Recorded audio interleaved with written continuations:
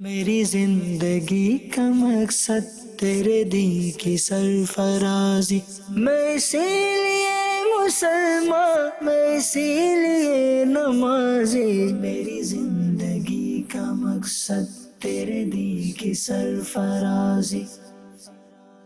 الحمدللہ رب العالمین والصلاة والسلام علی سید المرسلین، اما بعد فاعوذ باللہ من الشیطان الرجیم، بسم اللہ الرحمن الرحیم۔ حضرت سیدنا عبداللہ ابن عمر بن عاص رضی اللہ تعالی عنہما کا فرمان عالی شان ہے، من صلی علی النبی صلی اللہ علیہ وسلم واحدتاً صلی اللہ علیہ وملائکتہ 70 صلاۃً، کہ جو شخص نبی پاک علیہ الصلاۃ والسلام پر ایک بار درود پڑھتا ہے اس پر اللہ اور اس کے فرشتے 70 مرتبہ رحمت بھیجیں گے۔ صلو علی الحبیب صلی اللہ تعالی علی محمد صلی اللہ تعالی علیہ وآلہ وسلم۔ پروگرام ہے اسلامی زندگی اور موضوع ہے ہمارا جذباتی پن۔ جی، پروگرام کو پورا دیکھیے گا، انشاءاللہ ایک بڑے اچھے موضوع جو لفظ ہمارے یہاں یوز بھی کیا جاتا ہے کہ جذباتی پن، جذبات میں بات نہ کرو، یہ جذباتی پن ہے، لیکن یہ جذباتی پن ہوتا کیا ہے اور یہ جذبہ کیا چیز ہے، اس حوالے سے ہم انشاءاللہ بات کریں گے کہ ایک کام ہوتا ہے جذبات میں اور ایک کام ہوتا ہے شعور میں۔ تو یہ شعور کیا ہے اور جذباتی پن کیا ہے، انشاءاللہ اس حوالے سے ہم سمجھیں گے، اور جب کام کوئی جذباتی پن میں ہو تو پھر اس کا نتیجہ کیا نکلتا ہے، اس حوالے سے بھی ہماری گفتگو ہوگی۔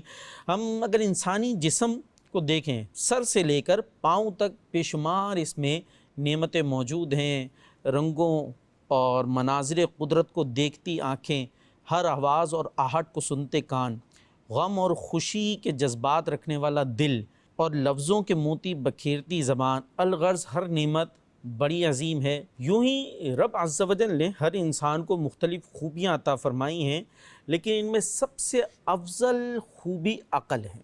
بہت ساری نعمتیں، آنکھیں ہیں، زبان ہے، سب کچھ اپنی جگہ، لیکن ان سب میں جو بڑھ کر چیز ہے وہ عقل ہے۔ کہ اگر خوبصورتی میں دیکھیں تو مور کے پاس بہت زیادہ خوبصورتی ہے، اگر طاقت میں دیکھیں تو ہاتھی بڑا طاقتور ہوتا ہے، اگر لڑائی بھڑائی میں دیکھیں تو شیر کے پنجوں کا کون مقابلہ کر سکتا ہے، لیکن ان سب چیزوں پر انسان قابو پا جاتا ہے۔ کس بنا پر؟ اس لیے کہ اس کے پاس عقل ہے۔ تو عقل ان خوبیوں میں سب سے بڑی خوبی ہے۔ اچھا، عقل انسان کی ہدایت کا ذریعہ بنتی ہے اور اسے اچھائی اور برائی میں فرق کرنا سکھاتی ہے۔ آدمی کوئی بھی نیا فیصلہ کرنے یا کوئی قدم اٹھانے چلتا ہے تو اس میں جب تک عقل اور فہم و فراست سے کام لیتا ہے تو کامیاب ہوتا ہے، مگر جب اپنے فیصلے عقل کے بجائے کسی جذباتی رد عمل کی صورت میں کرتا ہے تو اس میں نقصان اٹھاتا ہے۔ ہمارے اس معاشرے کا ایک بڑا سلگتا ہوا پہلو بے جا جذباتیت ہے۔ بہت سارے مسائل اسی عمل جو رد عمل میں ہوتا ہے، جو جذباتیت میں ہوتا ہے، اس صورت میں جو اعمال ہوتے ہیں اس کی وجہ سے معاشرے میں گھر گھر گویا آگ لگی ہوئی ہے۔ گھروں میں طلاقوں کے مسائل ہوں، باپ بیٹے میں لڑائی ہو رہی ہے، ماں بیٹی میں لڑائی ہو رہی ہے، آپس میں جدائیاں ہوئی ہوئی ہیں، رشتے ٹوٹے ہوئے ہیں، اس کے پیچھے اگر غور کریں گے تو وہ یہی جذباتی رد عمل ہوتا ہے۔ کسی نے کوئی بات کی، بس اچانک سے اور فوری طور پر جناب جذبات میں آ کے اس کو جواب دینا ہے۔ اگر ابھی جواب نہیں دیا تو کوئی ناک کٹ جائے گی، بھائی میں رک کیسے جاؤں، مجھے تو فوراً جو ہے وہ جواب دینا ہے، اور جیسی اس نے بات کی ہے ویسے ہی میں نے رد عمل دینا ہے۔ تو اس بے جا جذباتیت کی صورت میں پھر مسائل بڑھتے چلے جاتے ہیں، جبکہ یہ انداز فیصلہ کرنے کا درست نہیں ہے۔ جب فیصلہ عقل کرتی ہے، شعور کرتا ہے تو اچھا فیصلہ ہوتا ہے۔ جب بے جا جذباتیت ہوتی ہے وہاں پر نقصان اٹھانا پڑتا ہے۔ اس کو اگر ہم ایک واقعے سے سمجھیں، بڑا مشہور یوں کہہ لیجئے وہ واقعہ ہے، اور جو یہاں سیکھنے کا والا پہلو ہے اس پر آج میں آپ کی توجہ دلاؤں گا۔ تھوڑی ہو سکتا ہے باتیں ذرا مشکل لگیں، لیکن غور کریں گے تو انشاءاللہ سمجھ میں آ جائیں گی۔ غزوہ بدر کا واقعہ بڑا مشہور ہے کہ 313 ایک طرف مسلمان مجاہدین ہیں اور دوسری طرف کفار غیر مسلموں کا ایک جم غفیر تھا، لیکن اللہ پاک نے مسلمانوں کو کامیابی عطا فرمائی۔ اچھا، یہ تو جنگ تھی اور جس میں حق اور باطل کھل کے سامنے آ گیا کہ جو باطل تھا وہ دنیا نے دیکھ لیا، جو حق ہے وہ کس انداز سے سامنے آیا۔ اس جنگ کے نتیجے کی صورت میں یہ بات واضح تھی۔ لیکن اس کے اگر پس منظر میں جائیں، یہ جنگ ہوئی کیسے کہ جس میں کفار کو ایسی ہزیمت اٹھانی پڑی اور ان کا بڑا نقصان بھی ہوا، ان کے بڑے بڑے سردار اس جنگ کے اندر مارے گئے۔ بیسکلی یہاں پر جنگ کا معاملہ تھا نہیں، بلکہ یہ کفار نے جو جذباتی رد عمل دکھایا، جو جذبات سے فیصلہ کیا، اس کی بنا پر یہ معرکہ ہوا تھا۔ اچھا ہوا کیا؟ مفسرین فرماتے ہیں کفار مکہ جو لشکر لے کر مکہ مکرمہ سے روانہ ہوئے تھے، ان کا مقصد میدان بدر میں جانا نہیں تھا، بلکہ اصل معاملہ یہ تھا کہ کفار مکہ کا ایک تجارتی قافلہ ملک شام سے مکہ مکرمہ آ رہا تھا۔ ٹھیک ہے، ملک شام سے مکہ مکرمہ ایک قافلہ آ رہا تھا جس میں کفار مکہ کا بہت سارا مال موجود تھا، ان کا سامان تجارت اس میں موجود تھا۔ اس کے بارے میں کفار مکہ کو خبر ملی کہ جناب اس تجارتی قافلے کو خطرہ ہے، کہ ممکن ہے کہ مدینہ منورہ کے مسلمان ان کے قافلے کو نقصان پہنچائیں۔ چنانچہ کفار مکہ اپنے اس تجارتی قافلے کی حفاظت کے لیے ایک بڑا لشکر لے کر روانہ ہوئے۔ اچھا مکہ مکرمہ کے بڑے بڑے سردار، بالخصوص اس امت کا فرعون ابو جہل، اس لشکر کی سربراہی کر رہا تھا۔ اچھا کفار مکہ کا یہ لشکر جب جحفہ کے مقام پر پہنچا تو ان کے پاس ایک قاصد آیا، اس نے کفار مکہ کو بتایا کہ تمہارا تجارتی قافلہ جس کی حفاظت کے لیے تم نکلے ہو وہ بچ کر نکل گیا۔ قاصد کو یہاں بھیج دیا کہ بھئی جس کی حفاظت کے لیے تم آ رہے تھے تو ہم جو ہے وہ بچ کر نکل گئے ہیں، لہٰذا جو ہے اب جو ہے وہ تمہاری ضرورت نہیں ہے۔ اب یہاں پر اگر دیکھا جائے تو بھئی جس تجارتی قافلے کی حفاظت کے لیے نکلے تھے وہ، اس کے بارے میں خبر مل گئی کہ وہ سیکیور ہے، وہ محفوظ ہے، اس نے رستہ بدل لیا اور وہ دوسری طرف نکل چکے ہیں، انہیں اب کوئی پرابلم نہیں ہے، تو نتیجہ یہ ہونا چاہیے تھا کہ بھئی فیصلہ کیا جاتا عقل سے کہ ٹھیک ہے اب ضرورت نہیں ہے، ہم بھی واپس لوٹ جاتے ہیں۔ لیکن یہاں پر کیا کیا انہوں نے؟ مدنی چینل کے ناظرین جب یہ بات پتہ چلی تو ابو جہل نے اترا کر کہا نہیں اب ہم واپس نہیں جائیں گے، اب واپس نہیں جائیں گے، ہم بہادر لوگ ہیں، ہم میدان بدر میں جا کر ہی دم لیں گے، ہم کیوں واپس چلے جائیں ایسے؟ آج کل وہاں میلہ لگا ہوا ہے، سارے عرب کے لوگ وہاں پر جمع ہیں، وہاں ہم اپنی بہادری دکھائیں گے، مسلمانوں کا نام صفحہ ہستی سے مٹا دیں گے۔ اس طرح کی اس نے معاذ اللہ باتیں کی۔ پھر یہ سب کچھ کرنے کے بعد وہاں پر ہم شرابیں پئیں گے، معاذ اللہ ناچ گانے کی وہاں محفلیں سجائیں گے اور جی اپنا ایک جشن منائیں گے، اور ہم یہاں سے واپسی لوٹ کر نہیں جائیں گے۔ تو معاذ اللہ یہ کس طرح کہ اس نے تکبرانہ اور جملے کہے اور اپنے جناب وہ فخر کیا، اس نے غرور و تکبر کیا، اور پھر کیا ہوا؟ اس کے نتیجے میں وہ جنگ بدر ہوئی، اور جنگ بدر کے نتیجے میں یہ ابو جہل بھی مارا گیا اور ان کے بڑے بڑے سردار مارے گئے، اور انہیں بڑی ہزیمت اٹھانی پڑی اور مسلمانوں کو بڑی زبردست فتح حاصل ہوئی۔ تو ان کے اعتبار سے اگر ہم دیکھیں تو وہاں پر کیا ہوتا کہ جب پتہ چل گیا بھائی جس لیے نکلے ہو وہ مقصد حاصل ہو گیا، وہ لشکر، وہ جو تجارتی قافلہ ہے وہ بچ کے نکل گیا ہے، تو انہیں واپس لوٹ جانا چاہیے تھا، لیکن یہ تو غرور میں تھے، یہ تو تکبر میں تھے۔ تو ایک رد عمل کی نفسیات کے تحت اس نے فیصلہ کیا اور وہ وہاں پر پہنچتے ہیں، اور بدر میں میدان جنگ سجتا ہے، اور کس انداز سے کفار کا معاملہ ہوتا ہے اس کے بارے میں اللہ پاک فرماتا ہے قرآن پاک میں۔ کفار مکہ کے اسی غرور و فخر کو اللہ پاک نے بیان فرمایا، اور ان کے جذباتی فیصلے کا ذکر کرتے ہوئے اللہ پاک ارشاد فرماتا ہے سورہ انفال میں آیت نمبر 47 میں وَلَا تَكُونُوا كَالَّذِينَ خَرَجُوا مِن دِيَارِهِمْ بَطَرًا وَرِيَاءَ النَّاسِ، یعنی اور ان جیسے نہ ہونا جو اپنے گھر سے نکلے اتراتے اور لوگوں کے دکھانے کو، وہاں جائیں گے لوگوں کو دکھائیں گے جی ہم بڑے طاقتور ہیں، بڑا ہمارے پاس لشکر ہے، یہ ہے وہ ہے، اس طرح ہی کے جذبات تھے نا، اس طرح ہی کی باتیں اس نے کی تھیں۔ تو اللہ پاک نے کیا فرمایا؟ فرمایا بطرًا وریاء الناس، لوگوں کو دکھانے کے لیے، اور بطرًا کے یہاں جو الفاظ یوز ہوئے نا اس کے بارے میں ذرا سنیے گا۔ امام راغب اصفہانی رحمۃ اللہ تعالیٰ علیہ بیان فرماتے ہیں کہ یہ جو لفظ ہے قرآنی بطرًا، اس کے بارے میں فرماتے ہیں یہ بطرًا کیا ہے؟ فرمایا البطر دہشن، بطر کہتے ہیں مدہوشی کو، بطر کہتے ہیں مدہوشی کو، مدہوشی تو سب جانتے ہیں نا، ایسے جو مدہوش ہو جاتے ہیں کچھ پی وی کے، اس طرح کا جو کیفیت ہوتی ہے۔ اچھا فرمایا یہ مدہوشی کی کیفیت کو کہتے ہیں بطر۔ اچھا مزید ڈیٹیل اس کی کرتے ہیں کہ یہ کون سی مدہوشی ہے. فرمایا یعتر الانسان من سوء احتمال النعمتی، یعنی وہ مدہوشی کی کیفیت جو نعمت سے متعلق برا احتمال جما لینے کی وجہ سے طاری ہوتی ہے.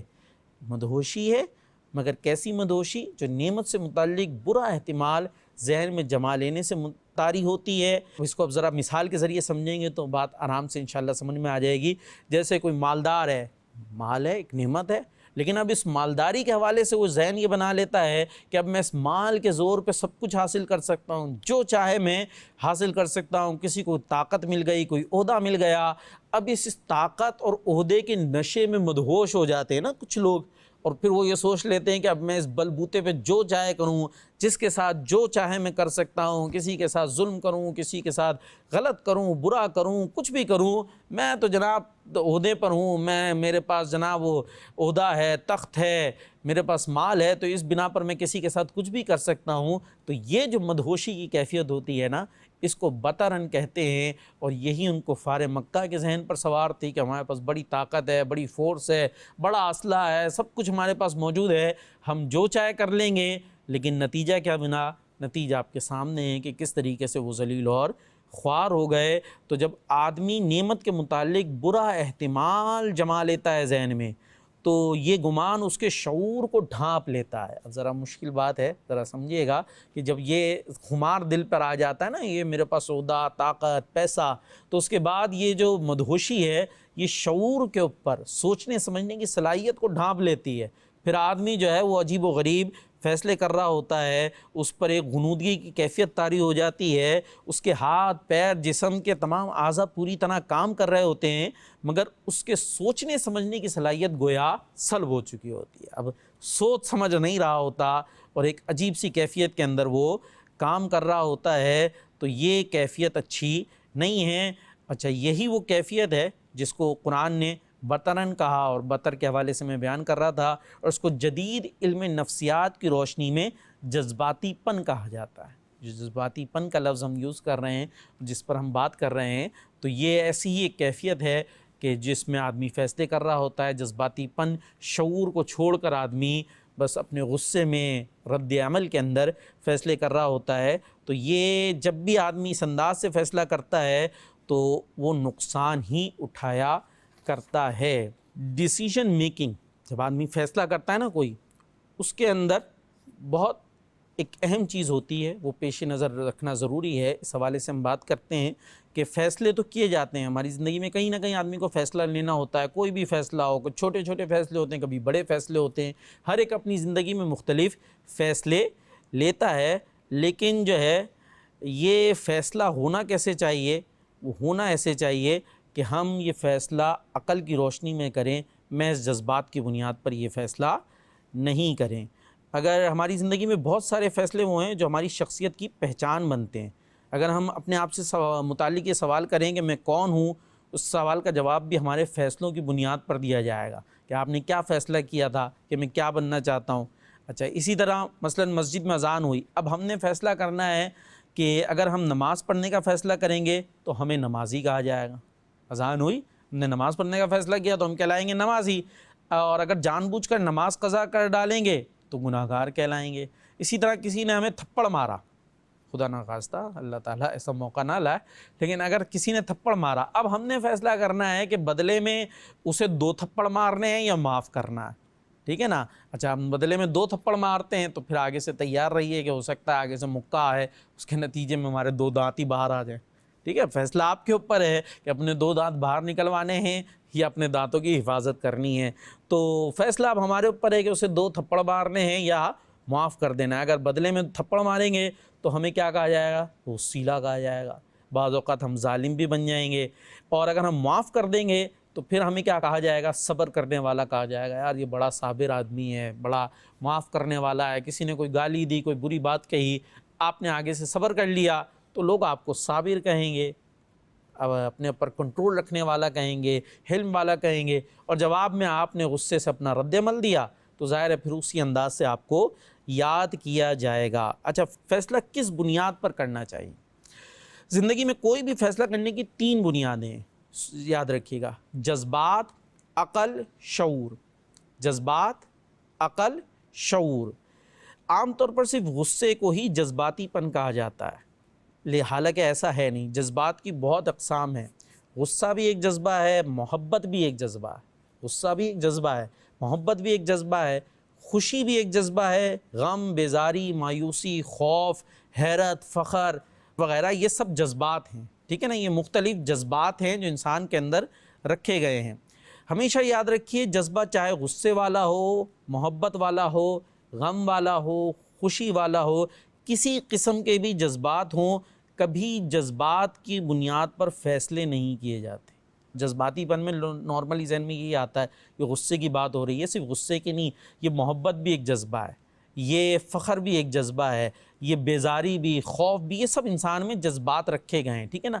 اب جب بھی کوئی فیصلہ کیا جائے گا، وہ جذبات کی بنیاد پر نہیں کیا جائے گا کہ کوئی خوشی ہو گئی اچانک سے فیصلہ کر لیا، غصہ ہو گیا تو فیصلہ کر لیا، بیزار تھے اس حالت میں فیصلہ کر دیا۔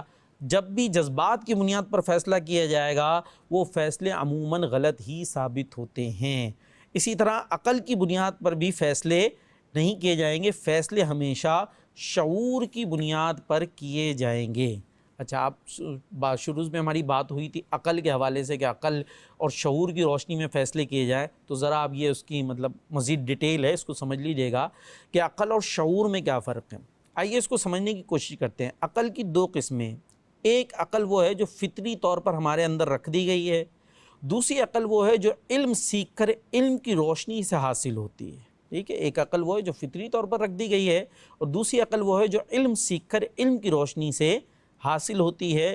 جو عقل علم سیکھنے کے بعد نصیب ہوتی ہے اسے شعور کہا جاتا ہے، جو عقل علم سیکھنے کے بعد حاصل ہوتی ہے اسے شعور کہا جاتا ہے۔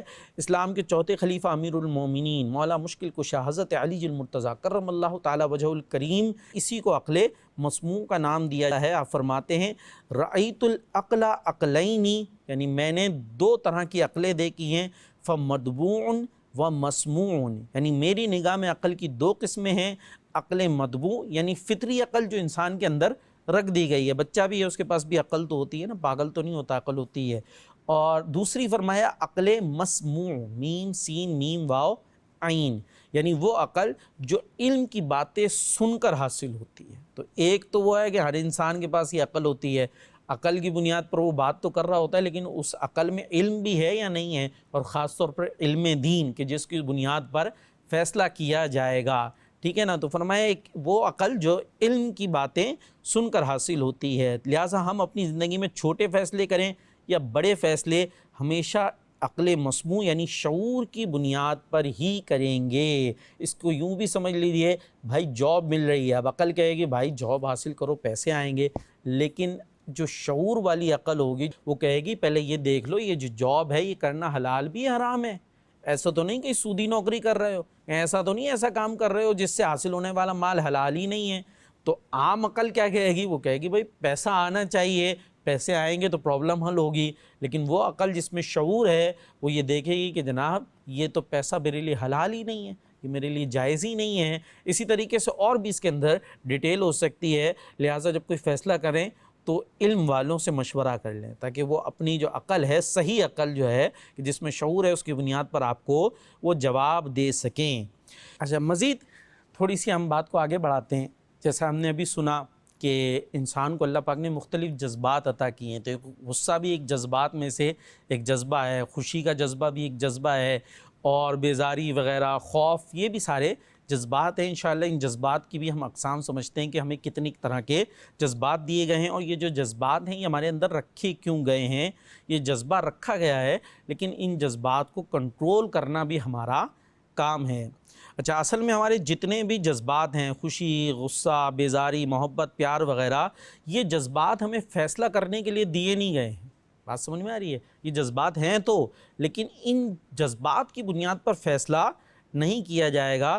یہ جذبات ہمیں وابستگی کے لیے دیے گئے، جذبات ہمیں وابستگی کے لیے دیے گئے، فیصلے کرنے کے لیے نہیں دیے گئے۔ بات کو ذرا مزید سمجھیے گا کہ ہم اس دنیا میں جو کچھ کرتے ہیں اس کے لیے دو چیزوں کی ضرورت ہوتی ہے، ایک کام کرنے کا فیصلہ، دوسرا اس کام کے ساتھ وابستگی۔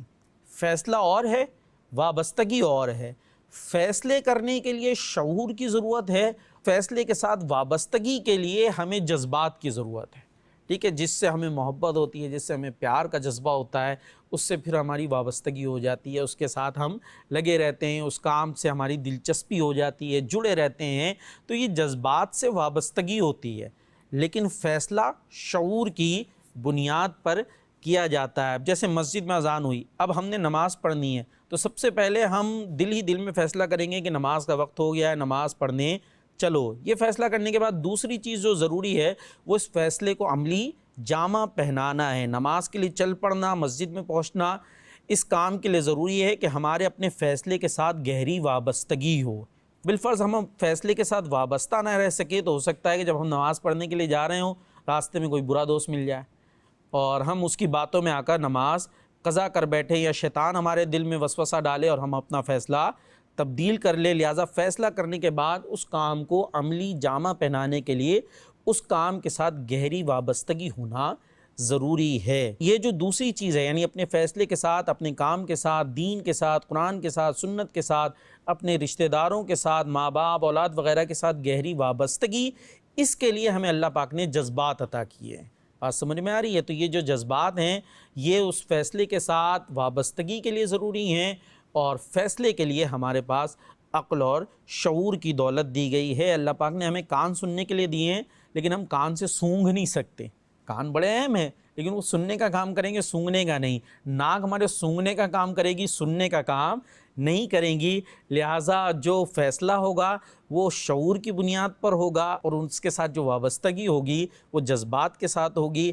ہم جذبات کی بنیاد پر فیصلہ نہیں کر سکتے۔ جو بھی فیصلہ اپنے شعور سے کریں گے وہ شعوری فیصلہ کہلائے گا۔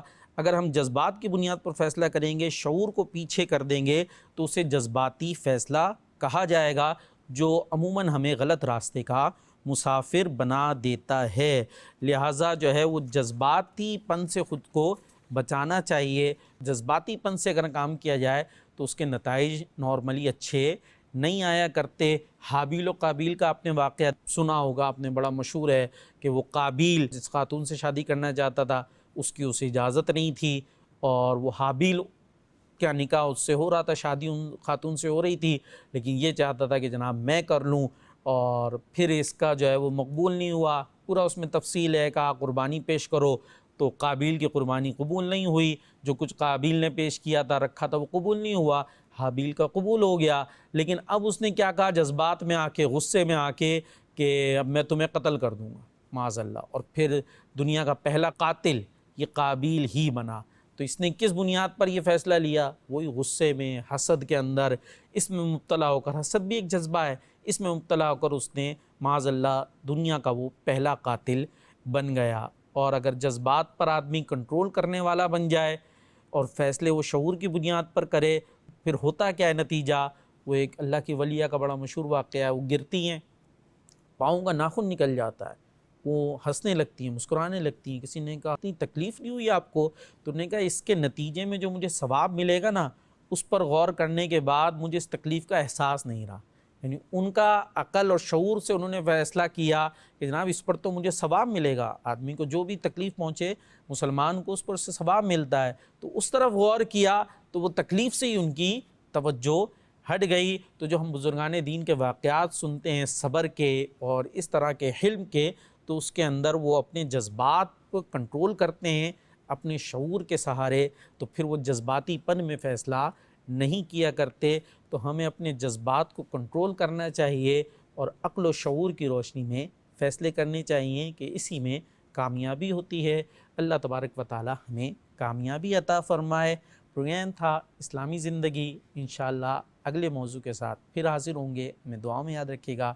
صلو علی الحبیب صلی اللہ تعالی علی محمد صلی اللہ علیہ وسلم۔